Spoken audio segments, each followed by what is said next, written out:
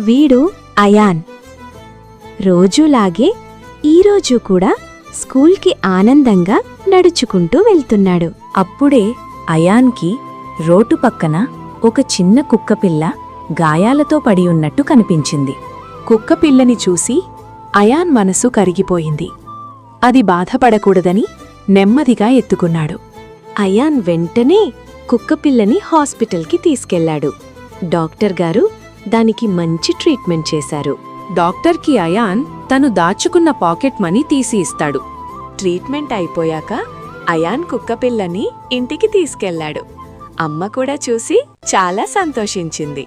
Ion ప్రేమతో కుక్కపిల్లకు పాలు, ఆహారం పెట్టాడు. కుక్కపిల్ల కూడా సంతోషంగా తిన్నది. తరువాత అయాన్ కుక్కపిల్లతో ఆడుకుంటూ నవ్వాడు. ఇద్దరూ మంచి స్నేహితులయ్యారు.